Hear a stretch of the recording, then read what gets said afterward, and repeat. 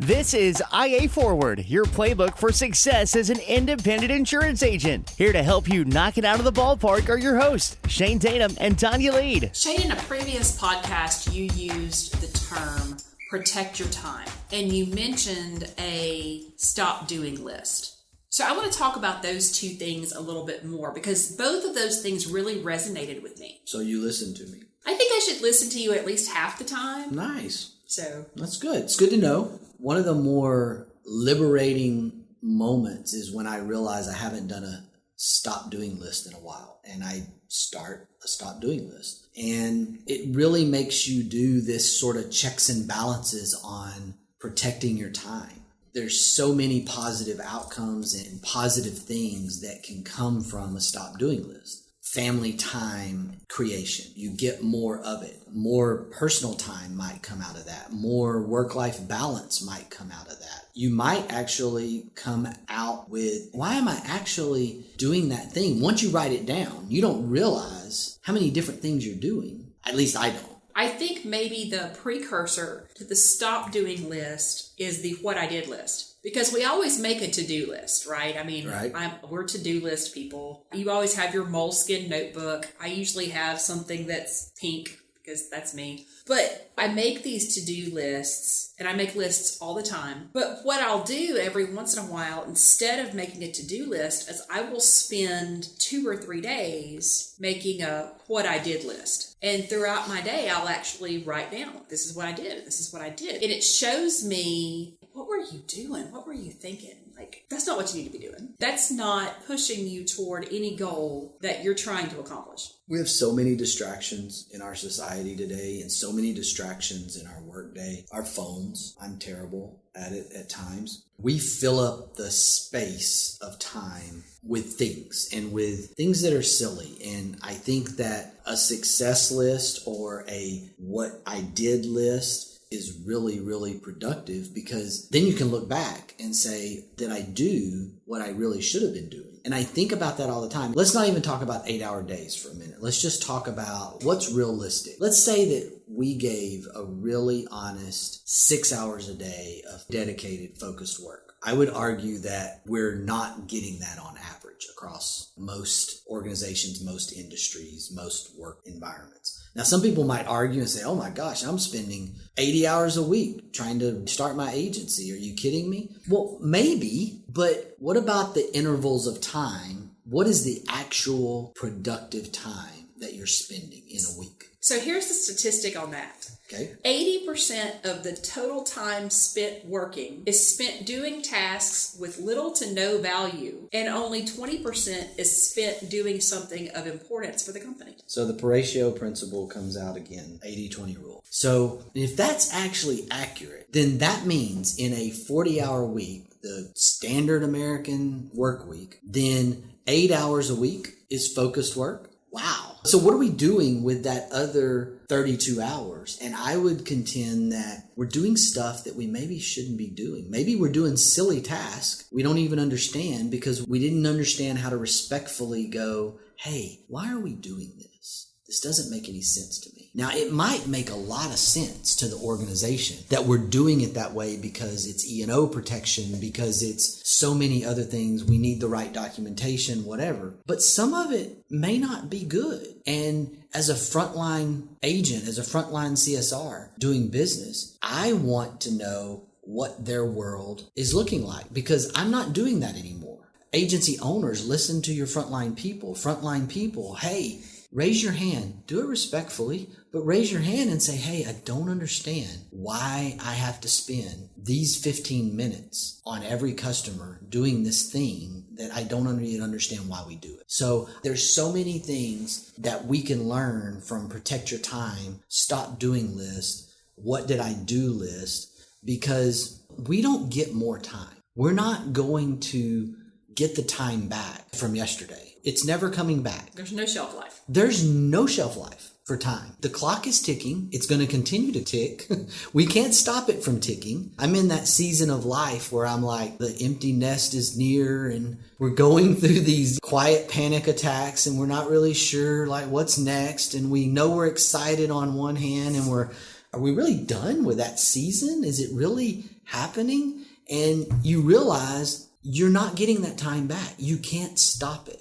And so I think it's really important that we pay attention to this whole thing. Because you know me, you know that the phrase time management drives me crazy. Because time manages itself. It's the concept of switching from this multi-billion-dollar industry of time management products to looking at yourself and managing your priorities. Hold yourself accountable. That's something that maybe we don't do enough. But specifically around running our agencies, agency owners, hold yourself accountable. I can tell you that there are days when I leave and I'm like, what the heck did I do today? And that frustrates me to no end. It does. But it still happens to me, still to this day, after so many years of understanding that I need to have a stop doing list moment. I need to protect my time better. I need to do a better job. And I still look back on certain days and go, what was that? What just happened? I'll never get that day back. And I just wasted it. That's something that I'm very passionate about. For a new agency owner, how much time should they spend on their business versus in their business? When you're starting out, you're in everything. You're operating, you're doing. The working in the business is going to eat up a significant percentage of your time. You can't help that. It's okay. I think that you have to go in though with, this is not my end game. This is not my future picture. This kind of goes back to the E-myth and writing out your org chart and putting yourself in all those blocks, but never intending that you stay in all those blocks. The cash register has to ring. So you're going to be in your business a little more heavily early on than you are on your business. What you have to be conscious of, which is why, full circle, I love the quit doing or stop doing list, is because at some point you have to make sure that you are slowly gravitating yourself to working on your business. I don't know that there's a perfect percentage. I'm going to give the political answer here. I'm not going to give you an exact percentage because for some it might be 50-50. For others it might be 80% in and 20% on initially. But I think there is this idea that I would rather leave somebody with, which is make sure that there's progress being made, that you're not static with that percentage between day 1 and day 365, that it's constantly migrating to a heavier on your business versus in your business. How many breaks a day away from your computer, away from clients, stepping back should you take in an 8 to 9 hour day? To have thinking time or have Shane time or whatever it is that gives you a break from the insanity. For me, there's natural break, step away times because I'm inside an office. I see people, I talk with people. I have moments of water cooler talk. I have all these things. So for me, it's such a natural, regular part of my day that I'm not going to schedule extra time for step away. For someone like you who works remotely, it's completely different. It's got to be completely different because I take a lunch every day. I'm out in the marketplace. I'm socially connected at lunchtime. I go to a different place to eat. Yes, it costs me money, but it's part of my marketing strategy. It's part of the whole big picture is that I go to lunch somewhere and I don't go to the same place every day. I go to different places every day, although I might repeat it next week. And so I have plenty of step away time. I think our remote staff, our soloist, it needs to be fairly frequent. Take a lunch, at least some kind of break. I've heard of people doing a timer, work for an hour and then step away for 10, 15 minutes. I don't know what that looks like because I've never done that. You might have something to add there, but it's an interesting thing that our environments today are so different in terms of what all agencies look like out there and whether you're office-based staff or whether you're remote staff or if you're an outside sales producer. If you're an outside sales producer and you're out and about calling on clients, you probably have windshield time. That's your break time. How many items are on your to-do list at any one time? The daily list that you keep in front of you. I started a rule a while back of no more than 3 things on a day, which may sound ridiculous to some people because they may have like 10 things on their list that day. It started with this idea that if I accomplish those 2 things or those 3 things, then I'm generally having this success built in that, okay, I got those things done. Those are really, really important things today. Now, I have to pull that because there's a whole lot more than 2 things to do. I have to pull that from some sort of master list over here that I have that I keep a running ad to. Like I think of things all the time that need to be done. And so I add it over here. But on my daily, it's usually no more than 2 or 3 things. So I think one of the biggest hindrances to a successful use of time, and I say this because I'm so incredibly guilty of this, and I'm putting myself at the top of this list, is perfection paralysis. Absolutely. A lot of people have this problem. Absolutely. As in, you know that I have this challenge? I know you have this challenge, but I know a lot of people have this challenge. You are not alone. It's a real issue in terms of productivity. It's a real issue in terms of just driving yourself insane. You can beat yourself over the head with it. You can turn what could be a 30-minute deal into a 4-hour deal. I know a lot of people can have this problem around sending an email. I know that sounds so simple to me or so silly in some ways, but they will spend hours crafting an email because they want to make sure they don't come across the wrong way. If you're doing that, or if you have that problem, pick up the phone because the email is not the right mechanism in most cases. That's why we kind of have this 3-line rule. If you can't say it in an email in 3 lines or less, pick up the phone and have a conversation. Looking at tools that we have that are available to us, I've used Grammarly, and I'm a perfectionist when it comes to grammar and punctuation and spelling. In an email, those are things that are important to me. But one of the things about that particular tool for businesses is it gives you this is what this tone is. In other words, when you type it, if you're worried about it coming across as harsh or stressful, it actually gives you that at the end of your email. And I will say that's a big time saver. I don't always talk about specific products and promote specific products. No, that's cool. But I think that's a really great one. So let's talk about organization. Well, this is a learned skill for me that I have come to appreciate. I've been no stranger to give full credit to my spouse on this one. There has to be a baby step taken. If you're not an organized person, you have to do something and then do another thing and then do another thing. And that's kind of been my journey because I was complete chaos for most of my life. Terribly disorganized. And there's plenty of times still to this day where I'm not organized. But it's something that has become somewhat of a passion of mine because it makes my life simpler. I worked with a gentleman for years who had the tiniest handwriting, and he would actually fuss at me because my handwriting was larger, and he would say that I was wasting ink and wasting time because of how large my words were. And then he would give me a sticky note, and I'd be like, what in the world does this say? Because I can't even begin to read. But I was his assistant for several years, and he actually ended up putting me in my own office with a door because my space was so unorganized, it drove him crazy. When I think about how far I've come since then, I still don't write in little bitty tiny letters, but my organizational skills have grown tremendously since then. So I think he would be proud of me. I think this whole idea of everything having its place, being able to find stuff easier. It's sort of this preparation thing I'm learning and continue to learn every day. If everything has its place and I have this system and I stay clean and organized and I clean my space at the end of the day.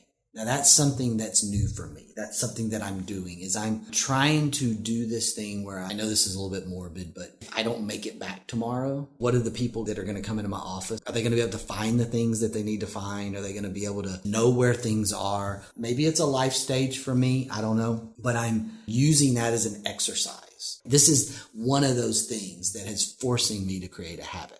And if I do it enough, then the habit gets formed. And one of my kicks that I'm on right now is a clean desk at the end of the day. And I'm a huge proponent of time blocking. Setting up my calendar with what looks like something, this is what I'm going to do in this 30-minute block. This is what I'm going to do in this hour block. I be sure to leave myself plenty of open spaces for the unexpected stuff. I think that's one of the things where people go wrong with time blocking is they time block 12 hours of their day. And then they forget that unexpected things are going to happen and then it goes wrong. So when you're looking at time blocking, I find that I consider my day successful if I did 50% of what I set out to do. If I set up my time blocks and 50% of them worked, that is a really great day for me. You know, the way I do that, I go in and I set up all of the meetings and appointments that are already in place. Then I go in and set up, okay, these are the things that are important to me personally. Spending time with my husband,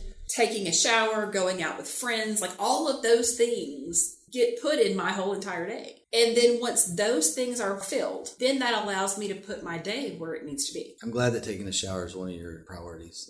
That's good. Yeah, it's a good thing. That's a good thing. Even working remotely, that's important. That is important. I do the time blocking as well, but I have to continuously get better at this because I'm one of those individuals that would over time block. I would time block too tight. I would not intentionally create space in there. Which is what I did at the beginning, and it was really frustrating. And you know, it's like, did this, I blocked out all this time on my calendar. If 8 to 5 is completely blocked out, how come I'm not getting more things done? And it's because I didn't create cushion, the empty space, right? And now I'm getting better at creating empty space. I love time blocking. I love that concept. Another one I heard is a term called habit stacking. Habit stacking is like you start one thing and then 3 or 4 days later, you start the second thing, but you keep doing the first thing. Yes. And then I think it's one of those things that's like, and then you look up in 30 days and you've actually created 6 new habits because of this habit stacking mechanism. That's interesting to me, makes me feel more productive, but it's something that on the surface makes me think, okay, this could be extremely productive. That's what we're all after. How do we be more productive in the time that we have because we're not getting more time? And so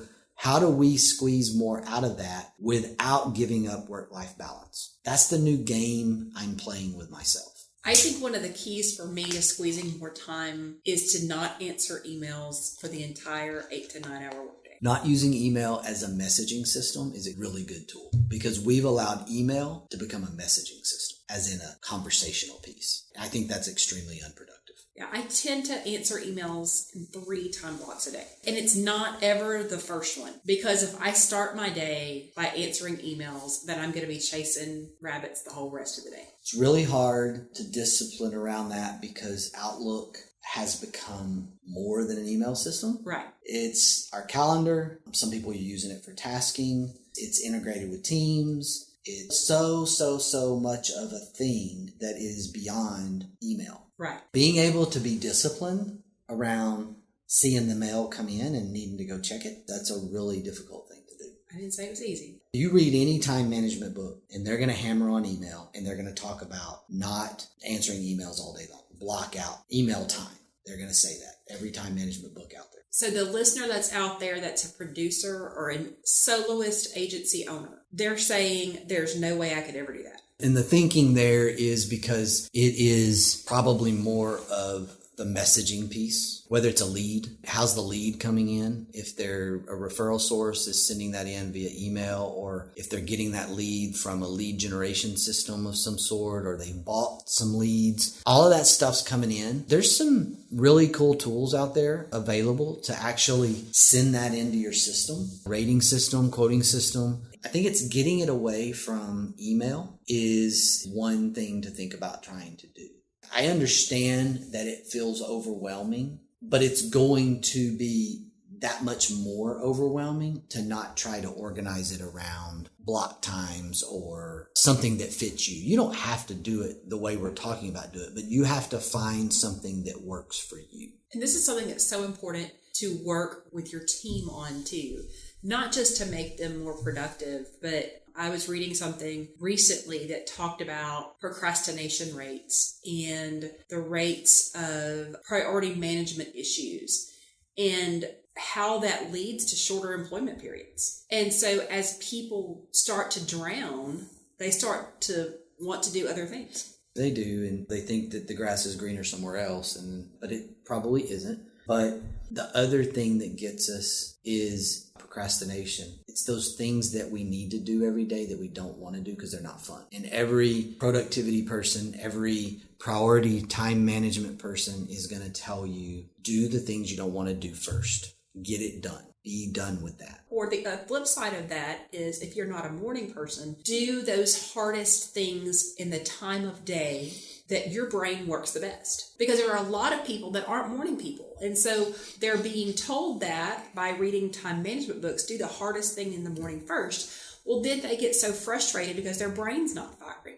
For some people, it's better to do that at 11:30. That's a great point there too. And I'm about to disclose something about myself here when it comes to some of those things that you don't want to do. In some cases, procrastination isn't terrible. Just because somebody sends you an email, especially something that doesn't affect your business directly or not a customer, there's a lot of noise out there that runs at you as an agency owner. There's a ton of noise. And I have been guilty of letting it sit there or deleting it. And if it comes back, then maybe it's important. Why does someone else sending me something need to create a task for me? It's not my responsibility to do that. So I went through this period of life where I just said, I'll delete that, or I'll delete that block. And if it comes back, it comes back. And maybe I'll look at it the second time. About 90% of those times, they never come back. And I never missed them, which was kind of related to the stop doing list. What are the things that I can stop doing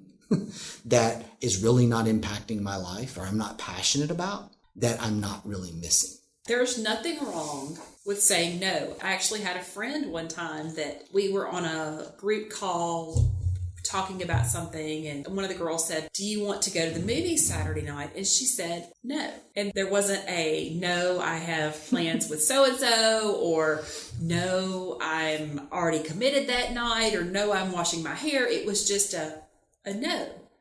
And I actually called her out, and I said, did you just say no? She goes, yeah, I just didn't want to. And I thought, how empowering is that she is at a place that she's able to just say, I don't want to do that. I'm finding that to be definitely something that I see in the millennial Gen Z generations. There's some empowerment there. I've overheard some conversations here and there, and just aware because of my daughters and their ages and friend groups. And it's like, where's so-and-so? Well, they didn't want to come. Why? Didn't want to. That's so foreign to me. Me too. Honestly. Yeah. And maybe it is generational. But why? Why are we like that? Why has society reached this point that we have to give some kind of valid explanation? Because if truth be told, what we do is we make something up. So why not just say no? Honesty wins. Honesty wins, right? Why not just, because we're so afraid that we're going to hurt their feelings. When in reality, if you don't want to go, don't go. If you don't want to commit to that, don't do it. Here's where we're going off the rails. He's getting his dad voice on. I'm getting my dad voice on. This, and I'm going to pick on the Xers. I'm an Xer, so I'm going to pick on us. We say yes, and then we bail. Right. We won't say no. We'll just say yes, and then we just won't show up. That is not good. What would your children say about you? What my children would say is, if you commit to it, you honor it and you do it. But don't bail. Don't say you're in and then no show. That's what I've experienced so much of, is this lack of commitment in society. And I think that lack of commitment is because we're saying yes to things that we really don't want to say yes to, and then we just don't show up. And then the rest of us who were committed to it are going, where are they? They said they were in. They said they were doing this. I haven't seen them. And it's like, yeah, they really didn't want to do this. They just didn't want to hurt our feelings. Why do we do that? We need to quit doing that. I do a Galentine's Day tea party every year, and invited a lady this year who was an acquaintance, and she RSVP'd yes. And the day of the event, she sent me a text that said, hey, I can't make it. I want to go to the beach instead. And the first thought was going back to our core values of, well, honesty wins. Honesty wins. She'd rather go to the beach. There okay, you go. Thank you for being honest. I appreciate that. I think it's so exciting to think about agents that I'm friends with, the partner agents that we work with. I've learned so much from so many of them that have experienced success, reached a level of success, and taken this all the way to the customer, the prospect. That's so hard to think about doing, but so-and-so said to call you, I've got this thing to insure, and it turns out to be a total mess. And to be empowered as an agent to look at that customer or talk to that customer and say, hey, this is just not a fit for me. And just be willing to say no and walk away because you're protecting your time, because you know you're about to spend hours upon hours trying to find a market for that. Not writing a piece of business and saying no to a piece of business can also be as profitable as writing a piece of business at times. And understanding when to say no and how to say no is extremely important. So I'm going to leave us with this quote from Abraham Lincoln. Give me 6 hours to chop down a tree, and I will spend the first 4 sharpening my axe. Attitude's a choice. Make a great one. Bye, y'all. Ready to get the ball rolling with your independent agency? Learn more at IntegraAgent.com. That's IntegraAgent.com. Thank you for joining us on IA Forward. Make sure you never miss a show by clicking the subscribe button now, or learn more at IAForward.com.